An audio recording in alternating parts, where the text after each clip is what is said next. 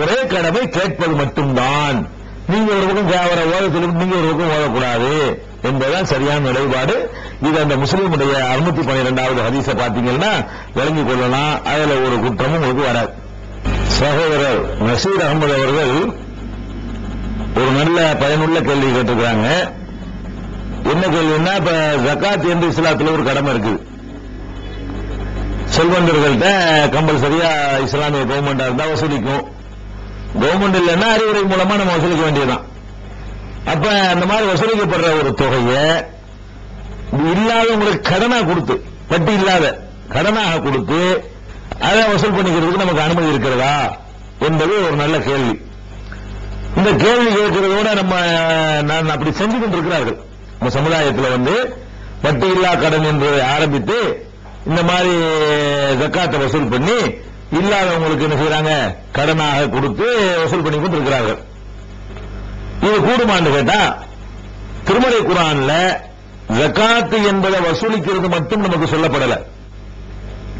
அதை யாருக்கு கொடுக்கணும், எதுக்கு கொடுக்கணும்னு சொல்லப்படுது. வாங்குற வழி மட்டும் சொல்லப்படலைங்க, கொடுக்கறதும் சொல்லப்பட்டிருக்கு.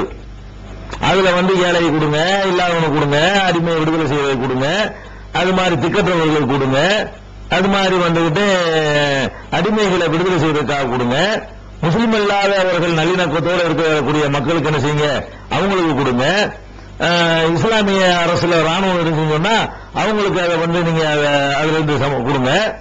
அப்படி எல்லாம் குர்ஆன்ல வசூலிக்கிற மக்களுக்கு கூட அதுல இருந்து ஒரு பங்கு கொடுங்க என்றெல்லாம் குர்ஆன் சொல்லுகிறது. அதுல ஒரு 8 வகையா செலவழிக்கலாம் சொல்லக்கூடிய குர்ஆன் 9வது அத்தியாயம் 60வது வசனம். குர்ஆன்ல 9வது அத்தியாயம் 60வது வசனத்தில் எடுத்தீங்கன்னா இந்த விஷயத்தை நீங்க பார்க்கலாம். எந்த விஷயம்? ஜகாத் என்பதை 8 வகையில தான் செலவழிக்கணும். அந்த 8 வகையில ஒரு வகை என்ன என்று கேட்டால், ஒரு காரிமீன கடன்பட்டவர்களுக்காக நீங்கள் ஜகாத்து கொடுங்க அப்படின்னு குர்ஆன் சொல்லுது. அதாவது நான் ஒரு ஆள்கிட்ட கடன் வாங்கியிருக்கிறேன், அதை கொடுக்க ஏறல. இப்ப வாழ்க்கை வரைட்ட ஓடிட்டு இருக்கு. அதாவது இப்போ எனக்கு எந்த கஷ்டமும் இல்லை, நான் சம்பாதிக்கிறேன், நான் செலவழிக்கிறேன், யார்ட்டையும் கடன் வாங்காம ஓடிக்கிட்டு இருக்குது.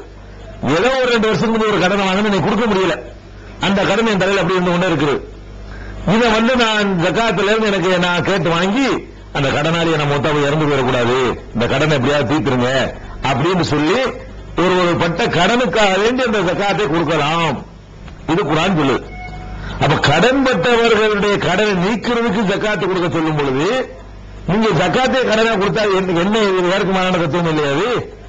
ஜகாத்துங்கிறது சும்மா கொடுக்கணும்.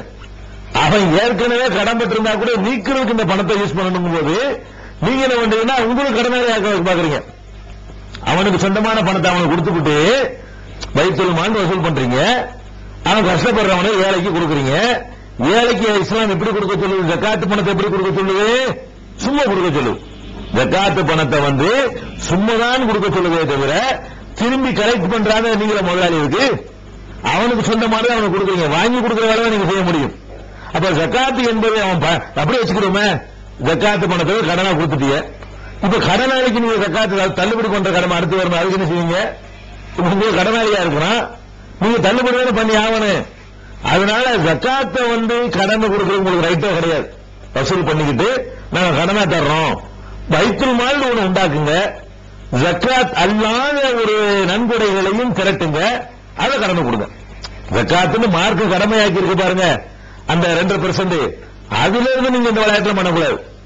நீங்க வட்டி இல்லா கடன் கொடுக்க நீங்க விரும்பினீர்களே ஆனால் ஜகாத் இல்லாத வகையில செல்வந்தர்கள்ட்ட ஏழைகள் கஷ்டப்படுறாங்க, ஒரு சின்ன தேவைக்கும் போன்று அடகு வச்சுட்டு அவங்கள ஏமாத்தி போடுறாங்க, அந்த பொருளை மூழ்கி போயிடுது, இது பெரிய சுரண்டலா இருக்கு, ஏழைகள் நடுத்தருக்கு வந்துடுறாங்க, அவங்களுக்கு வட்டி இல்லாம கடன் கொடுப்போம், நீங்க ஏதாவது ஒரு தொகை தர்றீங்களா அந்த வகைக்கு அப்படின்னு சொல்லி நம்ம கூட கேளுங்க.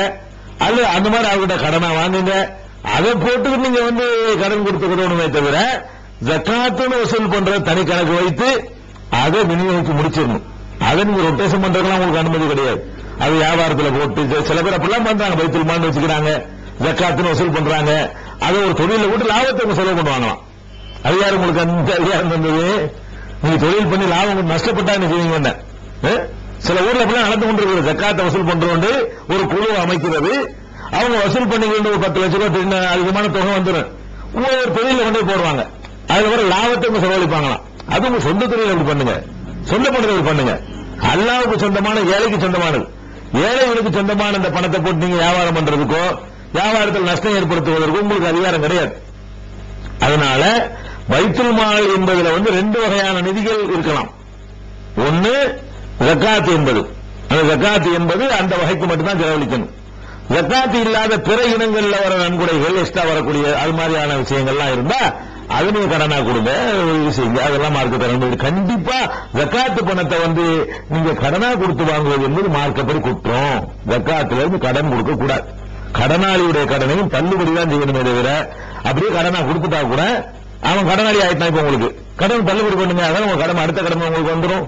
அதனால 960 வசனத்தை சிந்திச்சு பாத்தீங்கன்னா இந்த வழிமுறை யார் செஞ்சாலும் தப்பு, அல்லாஹ்விடத்துல குற்றம். நல்லது செய்ய போய் நம்ம மேலேயே சேத்த வாரி பூசிக்கிறது, குளிக்க போய் சேத்தை பூசிக்கொண்ட கதை ஆயிரும். அல்லாஹ் காப்பாற்றணும். தப்லீக் ஜமாத்துடைய அமல்களின் சிறப்புகள், ஹஜ்ஜின் சிறப்புகள், அது மாதிரி ரமலானின் சிறப்புகள், ஜிக்ரின் சிறப்புகள், நிறைய சிறப்புகள் புத்தகம் போட்டிருக்கிறாங்க. இந்த புத்தகங்கள்ல நிறைய செய்திகள் நம்புற மாதிரி இல்லையே. கபூர்ல நபி ஸல்லல்லாஹு அலைஹி வஸல்லம் கபூர்ல இருந்து கை வெளியே வந்துச்சு என்று எழுதி வச்சிருக்கிறாங்க. தர்காவுக்கு போகலாம், ஆனா அவங்களுக்கு பிரார்த்தனை பண்ணக்கூடாது என்று எழுதி வைத்திருக்கிறார்கள். ஹிலர் நபி இன்னும் உசுரோட இருக்கிறாங்க அப்படின்னு எழுதி வச்சிருக்கிறாங்க என்று அவங்க கேட்கிறாங்க. அவங்க கேள்வி என்னன்னு கேட்டா, இதெல்லாம் இப்பெல்லாம் இருக்குதே, இதெல்லாம் சரிதானா, தாலிம் தொகுப்புல இருக்கக்கூடிய இந்த மெசேஜ் எல்லாம் கரெக்ட் தானா என்பது அவங்களுடைய கேள்வி. இந்த கேள்வி ரெண்டு விஷயத்தை நீங்க வழங்கிக் கொள்ளணும். ஒன்னு, தப்லீக் ஜமாத்தை பத்தி நம்ம வழங்கிக்கிறோம். இரண்டாவது, அவங்களுடைய இந்த வெளியீடு இருக்குல்ல, தாலிம் தொகுப்புங்கிற வெளியீடு, இந்த வெளியீட்டை பற்றி உள்ள ஒரு நிலைப்பாடு, அதை எப்படி நம்ம ஸ்கேன் பண்றது அப்படிங்கறத தெரிந்து கொள்ளணும். தப்லீக் ஜமாத்தை பொறுத்த வரைக்கும் அது ஒரு நல்ல நோக்கத்தில் ஆரம்பிக்கப்பட்ட ஒரு ஜமாத். என்ன நல்ல நோக்கம்? முஸ்லீம்கள் பள்ளிவாசலோட எந்த தொடர்பும் இல்லாத ஒரு காலகட்டம் அப்படித்தான் இருந்துச்சு. நாடு சுதந்திரம் அடைகிற காலத்துல எல்லாம் அந்த மாதிரியான அளவுல இஸ்லாமியர்கள் வெறும் உணர்வு பூர்வமா இருந்தாங்களே தவிர சடங்கு சம்பிரதாயங்கள் மார்க்கத்தில் இல்லாத விஷயங்கள் இதுதான் செஞ்சுட்டு இருந்தாங்களே தவிர பள்ளிவாசலோட முஸ்லீம் சமுதாயத்துக்கு தொடர்புகள் அதிகமாக இருக்கல. அப்படிப்பட்ட ஒரு காலத்துல மக்களை தொழுகையாளிகளாக ஆக்கணும் என்பதற்காக வேண்டி அவங்க ஒரு எண்ணத்தோட அந்த ஜமாத் உருவாக்குறாங்க பாருங்க. அந்த எண்ணம் ஒரு நல்ல எண்ணம். அந்த எண்ணத்துக்கு அப்புறம் உழைத்தாங்க பாருங்க, உழைப்பு அதையும் குறை சொல்ல முடியாது. ஏன்னா அவங்க இந்த மார்க்கத்தை சொல்வதற்காக வேண்டி பெரிய பெரிய உலமாக்கள் மேதைகள் தான் சொல்லணும் அப்படின்னு ஒதுங்கி இருந்த காரணத்தினால, மேதைகள் எத்தனை பேருக்கு சொல்லுவாங்க? மேதைகள் உலமாக்கள் ஒரு கோடிக்கணக்கில் இருக்கிறாங்க நாட்டுல, இல்ல அவங்க எத்தனை பேர் சொல்ல முடியும்? அப்ப அந்தந்த ஊர்ல உள்ள பக்கத்தில் சொன்னா தான் சொல்ல மெசேஜ் சேரும். உலமா மேலெல்லாம் பயன் பண்ண முடியுமே தவிர உலமாக்களை மொத்தமா எல்லாருக்கும் சொல்ல முடியுமா? முடியாது. அப்ப என்ன பண்ணணும்? ஒவ்வொருவரும் சொல்லக்கூடியவர்களா மாறணும்னு சொல்லி அவர் ஒரு அழகான ஒரு திட்டத்தை வகுத்து 10 பேரை கூட்டிட்டு போய் 10 பேரை சொல்லக்கூடியவர்களை ஆக்கி, சொல்ற அளவுக்கு ஒரு ஆயிட்டார்னு சொன்னா தன்னளவுல செயல்படக்கூடியவரை ஆயிடுவாரு. அதுல உறுதியானவர் ஆக்கி அதுல ஒரு சங்கிலி தொடர் உண்டாக்குனார் பாருங்க. அது ஒரு தொடர்ச்சி, ரொம்ப அற்புதமான திட்டம் அது. அப்படி அவருடைய பெரிய ஒரு பிரில்லியன், ரொம்ப ஒரு விவரமுள்ள ஒரு ஆள் தான் இப்படிலாம் செய்ய முடியும். அவர் என்ன பண்றாருன்னு கேட்டா, சங்கிலி தொடர் மாதிரியான ஒரு அடிப்படையில் என்ன பண்றாரு, அப்படி உண்டாக்கிட்டு போயிட்டாரு. ஒருத்தர் லட்சக்கணக்கில் இன்னைக்கு உலகத்துல இஸ்லாமிய அமைப்புல பெரிய அமைப்பு என்று சொல்ற அளவுக்கு தப்லீக் ஜமாத் இருப்பதை நம்ம பார்க்கிறோம். அதையும் நாம குறை சொல்ல முடியாது. அதுல ஈடுபடக்கூடிய மக்கள் இருக்காங்க பாருங்க, எதையும் எதிர்பார்த்து செய்யல. சில பெரியவர்கள் தலைவர்களுக்கு இருக்காருன்னு நமக்கு தெரியாது.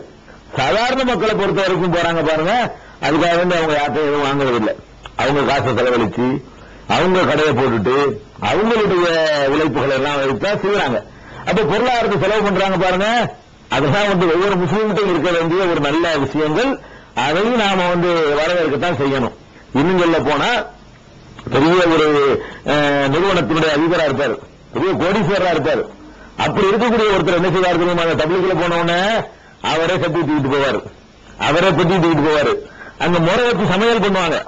முறை வச்சு ஒரு நாளைக்கு அவருடைய கடையில் வேலை செய்வாரு. ஜமாத்துல போனான்னு வைங்க, ஒரு நாளைக்கு வேலைக்காரர் சமையல் செய்யணும், ஒரு நாளைக்கு முதலாளி சமையல் செய்யணும். அந்த மாதிரியாக 2 பேரும் சமையலுக்குன்னு ஒதுக்கி விட்டுருவாங்க. அப்ப அந்த தப்லீக்ல போய் வெளியூர்ல போய் ஆட்டையும் வெளியூருக்கு